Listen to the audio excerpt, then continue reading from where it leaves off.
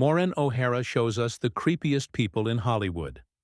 Maureen O'Hara was born on August 17, 1920, in Rayanella, Ireland. His full name was Maureen Fitzsimons.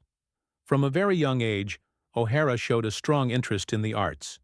She trained at Ireland's National Theatre, the Abbey Theatre, where she improved her acting, singing, and theatre skills. She grew up in a close-knit Irish family that supported her creativity. Even though she was only seen in black and white movies at first, her natural red hair, pale skin, and expressive green eyes would later become famous for their beauty in Technicolor movies. It wasn't until the late 1930s that famous actor Charles Elton found O'Hara and helped her become famous. Because he liked her acting and how she looked on screen, Elton hired her to work for his production company and put her in a movie directed by Alfred Hitchcock in Jamaica in 1939. She got her first Hollywood part in The Hunchback of Notre Dame, 1939, playing the beautiful and tragic Esmeralda opposite Elton's Quasimodo. The movie made her famous all over the world. She went from British movies to Hollywood movies without a hitch, and she quickly became known as one of the most beautiful stars in the business. Not only was Maureen O'Hara praised for how beautiful she was, but also for how strong, dignified, and smart she was when playing complicated women. During a time when many actresses were stuck in passive or minor parts, O'Hara stood out by playing strong, independent, and capable women. As a result of her roles in movies like How Green Was My Valley, 1941, which won the Academy Award for Best Picture, The Black Swan, 1942, and Sinbad the Sailor, 1947, she proved that she was a great leading lady. As one of Hollywood's most recognized directors, John Ford and the legendary actor John Wayne, with whom she had a close friendship and great on-screen chemistry, were two of her most cherished and long-lasting work together. They worked together on a number of great movies such as Rio Grande, 1950, The Quiet Man, 1952, and McClintock, 1963. Many people think that The Quiet Man is their best work together because it shows how strong and emotional O'Hara is as Mary-Kate Danaher, a proud Irish woman whose conflicts with and ultimate romance with Wayne's character were portrayed so well in the movie. Her fierce performance, which was full of emotion, defiance, and vulnerability, made the movie famous, and fans still love it today. O'Hara was known for being honest and not giving in to Hollywood standards when she wasn't. Working in movies, she was known for standing up to the studio system and demanding fair treatment and the freedom to choose parts that were in line with her beliefs. She didn't mind turning down stories she thought were insulting or boring, which made her known for being strong and sure of herself. She also refused to change how she looked or give up her beliefs. She was proud to say, "I was the only leading lady in Hollywood who could speak with an Irish accent and didn't have to change it." As the years went by, Maureen O'Hara continued to play certain roles in movies and on TV, while also spending time with her family and running an airline with her third husband, Charles Blair, a famous World War II pilot and commercial pilot. Bad things happened. Blair died in a plane crash in 1978, but O'Hara kept working and was strong. She later wrote her book, "'Tis Herself," which was honest about her life and career. The Academy of Motion Picture Arts and Sciences gave Maureen O'Hara an honorary Oscar in 2014 to recognize her lifetime of work and addition to the art of film. At the event, her unbreakable spirit and timeless grace once again wowed the crowd, showing that she was still a powerful force even in her later years. Maureen O'Hara got married for the first time in 1939, when she was only 19. She married English film producer and assistant director George H. Brown. They met on the set of Alfred Hitchcock's Jamaica Inn, where sparks seemed to be busy both on and off the set. O'Hara was just starting out as an actress at the time, and the relationship was very fast-paced. Because of these factors, the marriage was a big and secret move. The couple kept their relationship mostly secret from the public, possibly because of the pressures of the movie business and the fact that they were going in different job directions, but it was clear right away that the marriage was hasty and not good for the long run. Troubles in the marriage that neither person could handle led to the end of the marriage in 1941, only 2 years after it started. O'Hara was still trying to find her footing in both her personal and work life, and this early experience with marriage would stay with her. It was the same year that O'Hara married a second time, this time to American film director William Houston Price. Their relationship grew as they worked together on projects together. Price worked on a number of her movies, such as Dance Girl, Dance. At first, the marriage looked good, but problems in their personal lives, especially Price's heavy drinking, quickly made it worse. Even though things were tense, on June 30th, 1944, they had a girl named Brunwyn Bridget Price. O'Hara was very happy when she became a mother. She loved being a parent and was determined to give her daughter a stable and loving home. But the problems that had been going on in the marriage kept getting worse. Their home was emotionally unstable and strained because Price was an alcoholic. O'Hara, who was strong and strongly independent, finally decided to end the marriage in 1951 after 10 years of hard times. The divorce was painful, but it was also a turning point in her life. It made her more determined to balance her busy, acting job with her duties as a single mother.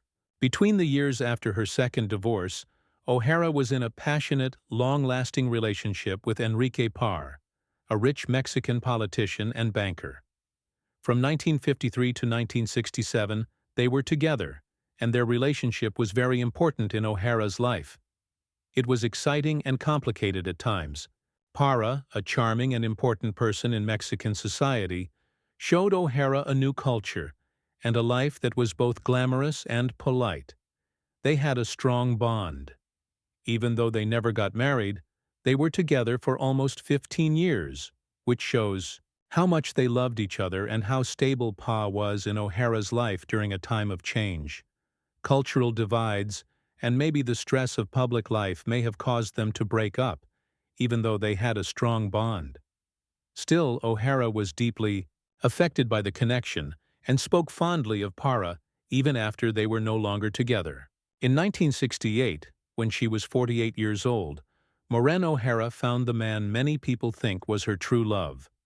She married Charles F. Blair, Jr., a famous pilot who had a long and impressive career that included being a U.S. Air Force Brigadier General, a pioneer in commercial transatlantic flight, and Pan American World Airways top pilot. Blair also started Antilles Airboats, a Caribbean seaplane service. O'Hara was very impressed by how smart, brave, and always looking for new adventures he was. They loved each other and were close during their marriage, and Blair pushed her to live a quieter, more private life away from the attention. Once they were married for a few years, O'Hara quit acting to help her husband with his flying business and take a well-deserved break from the fast-paced world of Hollywood. They made their home in the U.S. Virgin Islands and lived a peaceful, happy life there. Sad to say, though, their time together was cut short.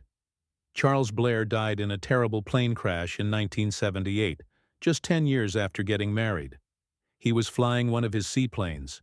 The loss was terrible for O'Hara, who had to deal with both her own serious health problems and the sudden death of her beloved husband. In the same year, she was told she had uterine cancer, which was a scary and life-changing event. O'Hara had surgery soon after being told she had cancer. She did so with the same strength and drive that had made her famous on and off screen.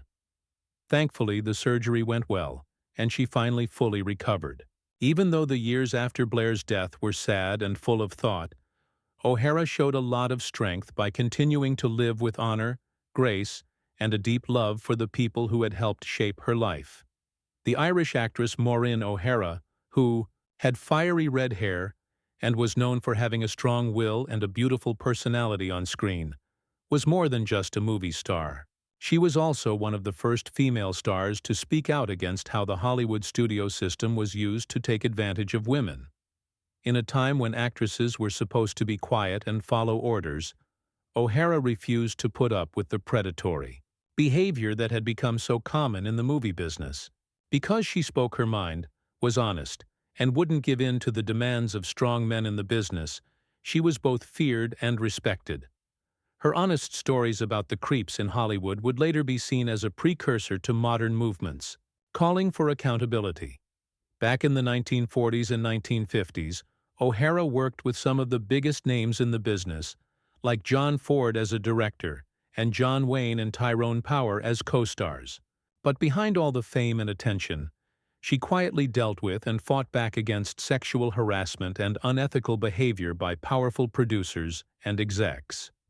Later, in interviews, she said that her career had been harmed because she wouldn't give in to what was thought to be Hollywood's unspoken casting couch culture at the time.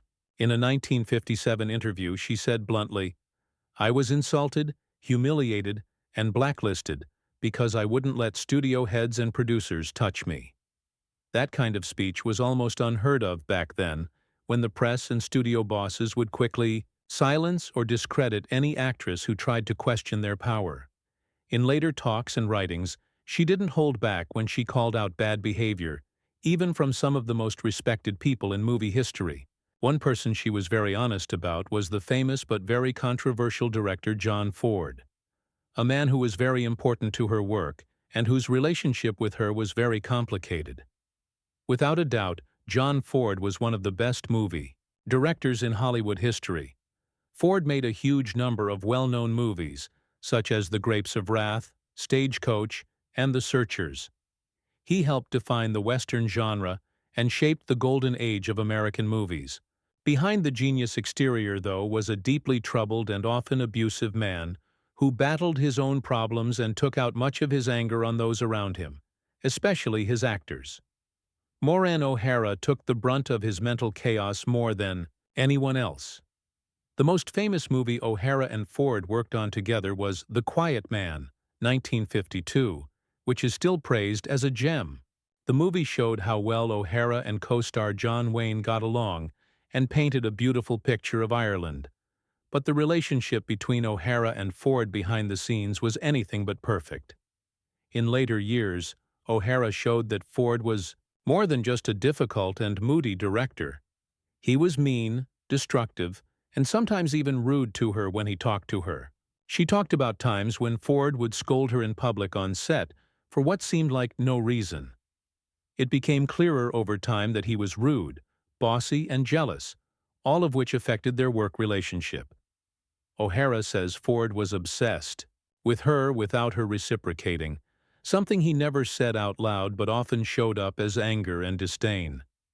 She thought that Ford's strong feelings for her, along with his strict Catholic upbringing and failure to deal with rejection, made for a volatile emotional mix. Instead of being honest about how he felt, Ford snapped out, using his power as a director to control and scare people. In a very disturbing story, O'Hara said that Ford hit her in the face during a movie shoot, supposedly as a way to direct her. During the 1940s and 1950s, this kind of behavior might have been accepted or even seen as usual in the studio system. But O'Hara found it unacceptable and told them so. She didn't back down. She stood her ground and wouldn't shrink or be embarrassed. Afterward, she said that Ford was drawn to her fearless determination, which was also probably why he admired her, even if he didn't want to. It shows how strong and morally clear Maureen O'Hara is that she was ready to speak out about Ford's abusive behavior, especially at a time when the movie business was dominated by strong men and strict hierarchies. She didn't try to erase Ford's reputation or downplay his skills. Instead, she painted a complex picture of a man who is pulled between being brilliant and destroying himself. For O'Hara, Ford was a tortured character who could have amazing vision and be very cruel. He was a man who led with his heart and punished others with his fears. O'Hara talked about how her refusal to give in to unwanted advances cost her jobs and chances. She remembered that powerful men had told her that she would never work in the field again if she didn't play the game. Even though she was under a lot of pressure, she stood steady, sure of her skills and her morals. Some reporters were shocked by what she said, but many people liked how she wouldn't give up on herself or her morals.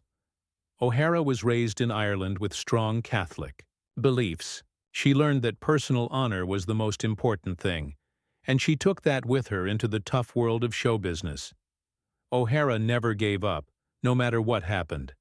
She kept working, and she often chose parts that matched how strong she felt inside. Strong heroines, proud moms, and independent women. She showed her range and strength in movies like The Quiet Man, Miracle on 34th Street, and How Green Was My Valley. Behind the scenes, she fought for fairness and respect, which wasn't easy for many actors at the time. It cost her a lot to be brave, but she kept going and finally did very well without ever giving in to Hollywood's bad guys. Her boldness set the stage for people who would come after her. Looking back, O'Hara's early accusations pointed the way for a bigger culture reckoning that would happen decades later. Before the Me Too movement and actors like Rose McGowan, Ashley Judd, and others spoke out, Maureen O'Hara was brave enough to tell the truth about how bad fame can be. A lot of people tried to ignore her at the time, but history would show that she had a very honest voice in a field where silence was often praised. As Hollywood became more open about its own past in its later years, O'Hara was finally recognized for more than just her famous parts. She was also praised for being fiercely independent and brave enough to tell the truth when many others were afraid. Her memory lives on not only in the movies she directed, but also in the honest way she lived her life and worked. In her sleep on October 24, 2015, Maureen O'Hara died at her home in Boise, Idaho. She was 95 years old. Her death was normal, and it marked the end of a very interesting life that lasted almost 100 years. O'Hara had a long and successful career in movies. She was one of the most famous and loved actors of her time, known for her fiery red hair, stunning beauty, and strong independent roles on screen. Hollywood's golden age lost an iconic star when she died.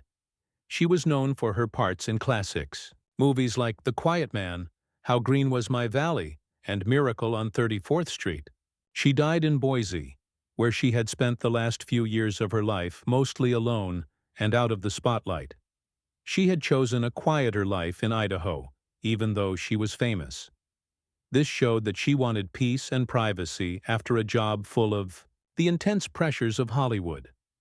In the 1970s, O'Hara quit acting in part because she wanted to spend more time with her family and her personal life. She lived the last few decades of her life out of the public eye, but her impact as a pioneer for women in film continued to be felt by both fans and scholars. Arlington National Cemetery in Virginia is a very holy place where O'Hara is buried. Her husband, Charles Blair, who was an officer in the U.S. Marine Corps and an aviation businessman, was buried next to her. Blair, who O'Hara married in 1968, was a very important person in her later years. Not only was he her friend, but he also brought her a lot of happiness. They loved each other very much, and she was heartbroken when he died too soon in a plane crash in 1978. The fact that O'Hara chose to be buried next to him at Arlington made her a part of the group of people who had served their country, a fitting honor to her own long and interesting life.